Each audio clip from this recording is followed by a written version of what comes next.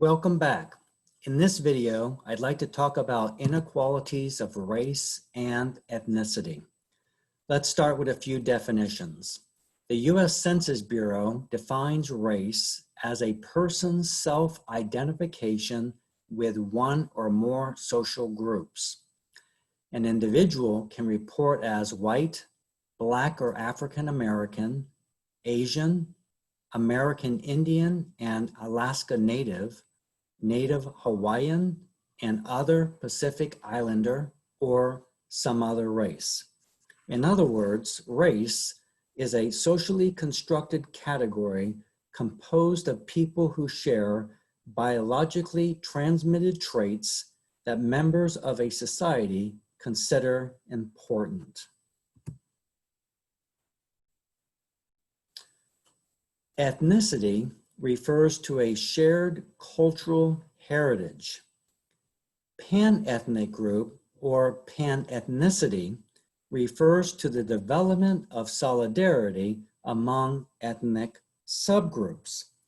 Here are some examples: Filipinos, Vietnamese, Chinese, all referred to as Asian Americans.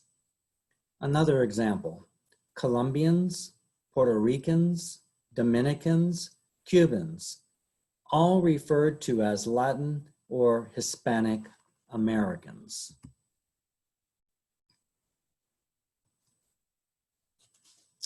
Let's look at some more definitions.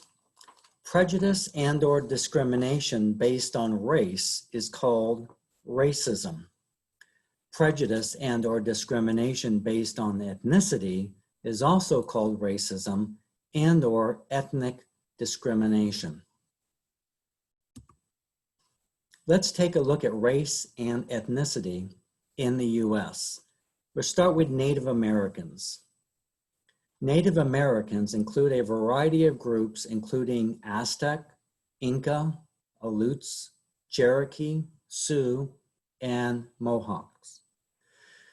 They were here thousands of years before Europeans came to the New World.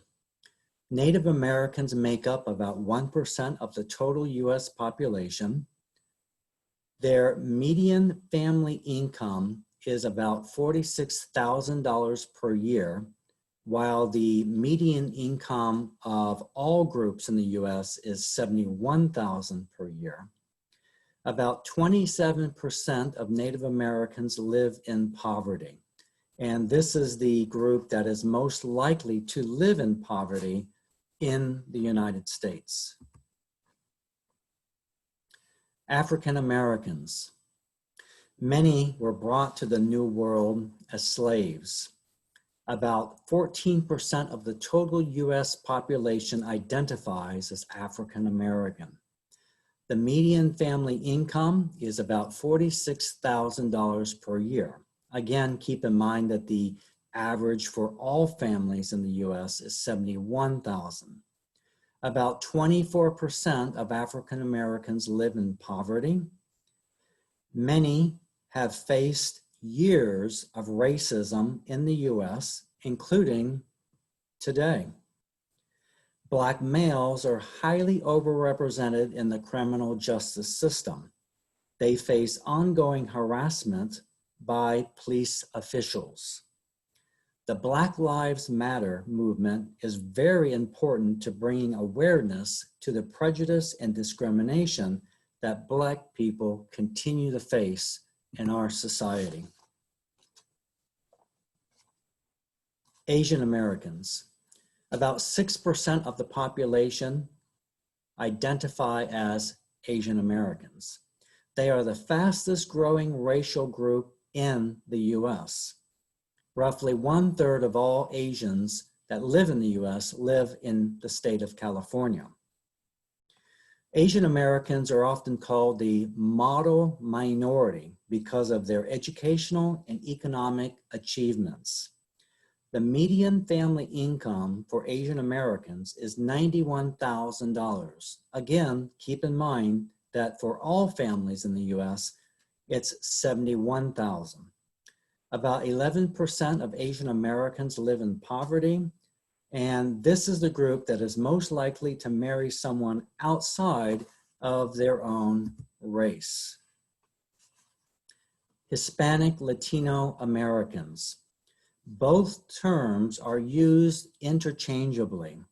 Anyone from Spain and Spanish-speaking countries of the Americas can identify as Hispanic or Latino.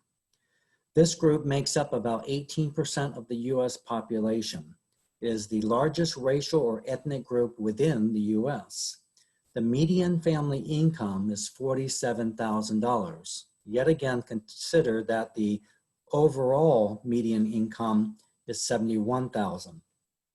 About 21% of Hispanic Latinos live in poverty.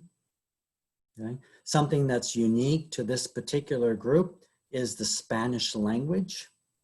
About 1 in 4 Florida residents identify as being Hispanic or Latino. People who are Hispanic or Latino can be of any race. And this is the second fastest growing ethnic group behind Asians. I'm going to look at a couple slides. This one here shows several maps, and it shows the concentration of Hispanics and Latinos, African Americans, Asian Americans, and Arab Americans by country throughout the entire country, by county, I should say. So if you look at the map in the top left-hand corner here, we see that there are a large number of Hispanic Latino Americans that live in the southwestern part of the United States, including Florida. When it comes to Asian Americans, there's a large population in the Northeast, like in New York and New Jersey, and a large number out on the West Coast, Washington State, and specifically California, also Hawaii. When we look at African Americans, we see a large number of African Americans live in the southeastern part of the United States. And when we look at Arab Americans, we see that a lot of Arab Americans live up in the Northeast, a growing number in Florida, and then out on the West Coast, specifically California. When we look at the racial and ethnic changes that are occurring in the US, we see that by about the year 2044, according to the US Census Bureau, minorities will collectively become the majority of the US population. And that has already happened in some parts of the country.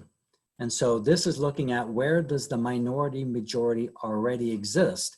And you can see by the colors represented in green, here in the Northeast and the Southeast part of the country, along with Texas, New Mexico, Arizona, California, Arizona, and Hawaii, this is where the minority majority already exist.